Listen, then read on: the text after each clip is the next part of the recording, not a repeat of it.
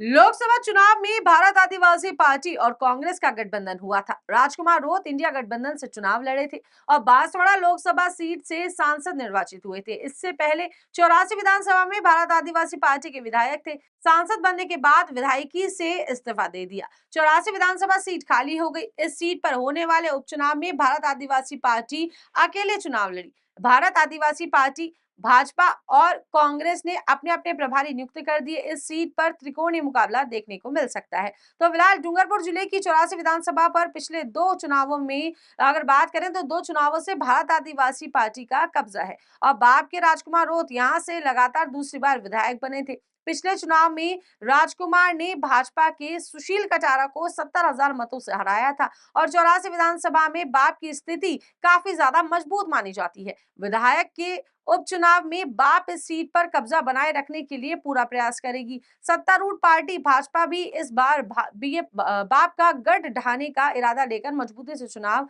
भी मैदान में उतरने के मूड में है। तो वहीं पिछले चुनाव में कांग्रेस पार्टी यहाँ तीसरे स्थान पर थी और कांग्रेस के उम्मीदवार ताराचंद भगोरा की जमानत जो है जब्त हो गई थी और 84 सीट पर उपचुनाव के लिए संभावित उम्मीदवारों की बात करें तो भाजपा से पूनावाड़ा सरपंच की अगर बात करें तो मनोहर लाल डामोर और बड़गामा सरपंच कांतिलाल आहारी और भचड़िया सरपंच अगर बात करें तो गट्टू सिंह डामोर और गंदवा सरपंच ईश्वर जो हैं और पूर्व प्रधान महेंद्र बरजोड़ में जो कोई एक हो सकता है। तो कांग्रेस से पूर्व प्रधान जो है निमिषा भगोरा और सीमलवाड़ा सरपंच रूपचंद भगोरा और भादर सरपंच विनोद कचारा और कारीलाल बूच और साथ ही साथ महेंद्र भगोरा में से किसी एक पर जो है दाव लगा सकती है। बाप में पोपट खोकरिया और अनिल खिकली के नाम पर चर्चा है। लेकिन बाप पार्टी में उम्मीदवार चयन को लेकर बनी हुई जो सिलेक्शन प्रणाली में कोई और नाम भी आ सकता है। तो चुनावी समीकरण की यदि मैं बात करूं तो लोकसभा चुनाव में बाप और कांग्रेस का गठबंधन हुआ था, जिसकी वजह से कांग्रेस ने बाप के राजकुमार रोत को अपना समर्थन देते हुए उम्मीदवार नहीं उतारा था।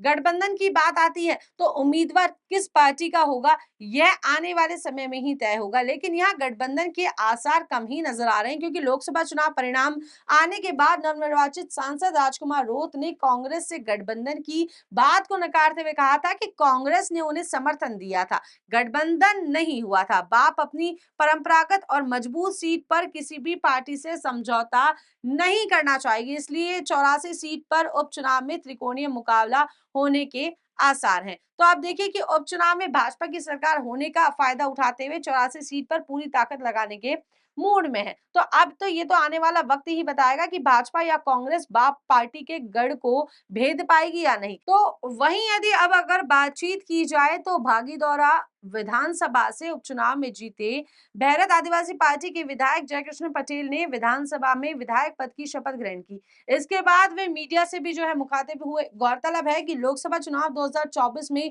कांग्रेस ने बाप को समर्थन दिया था और राजकुमार रोत ने बांसवाड़ा डूंगरपुर सीट से जीत दर्ज की थी, मगर अब इन्हीं की पार्टी के विधायक जयकृष्ण पटेल ने कांग्रेस के खिलाफ बयान दे दिया है और कहा कि ना उन्होंने ये स्पष्ट कर दिया है और कहीं ना कहीं उन्होंने इस बात को साबित कर दिया है कि भारत आदिवासी पार्टी अकेले ही मैदान में उतरने वाली है और वो अकेले ही चुनाव लड़ने वाली है। तो क्या कुछ कह रहे हैं जयकृष्ण पटेल, वो दिखा देते हैं आपको। एक हमारी बागीदरा विधानसभा की जनता ने जिस तरीके से परिवर्तन किया है और हमको यहाँ विधानसभा के सदन में जाने का जो मौका दिया, सबसे पहले आपके चैनल के माध्यम से मैं पूरी बागीदरा विधानसभा की जनता को बहुत बहुत धन्यवाद देता हूँ।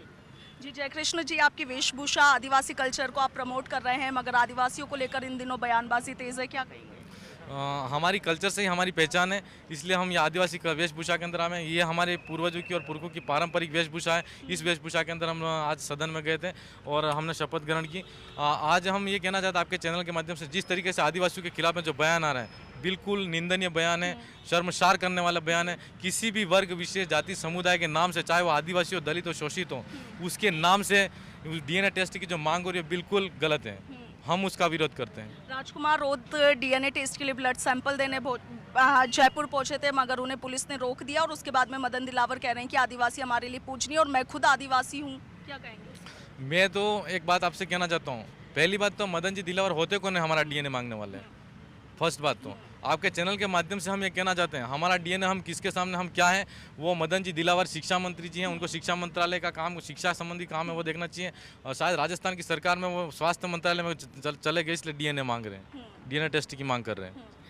अच्छा, आदिवासी जो जनजाति अगर उसकी बात करें तो कहीं ना कहीं अभी भी मुख्य धारा में आने से काफ़ी पीछे हैं, पिछड़े हुए हैं। अब आप जैसे लोग उनका प्रतिनिधित्व कर रहे हैं, कैसे आगे बढ़ाएंगे? हाँ, ये बात सही है कि आज की आज़ादी के इतने सालों बाद भी हमारे क्षेत्र के अंदर, जैसे राजस्थान के किसी भी कोने में हो आदिवासी, भारत के किसी भी कोने में हो आदिवासी को आज की तारीख में मुख्य धारा के अंदर पीछे रखा गया। कांग्रेस, बीजेपी, चाहे कोई भी पार्टी हो, उन तमाम पार्टियों ने लूटने का काम किया है।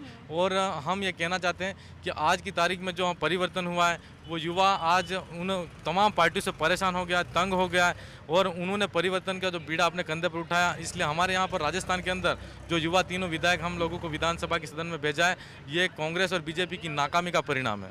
राजकुमार रोत जो कि आपकी पार्टी से सांसद बन गए, उनकी जो विधानसभा सीट है 84 वो खाली हो गई, वहाँ पर कांग्रेस के साथ जा रहे हैं या फिर इंडिपेंडेंट? वो 110% बाप पार्टी जीतेगी, भारत आदिवासी पार्टी जीतेगी, नो डाउट।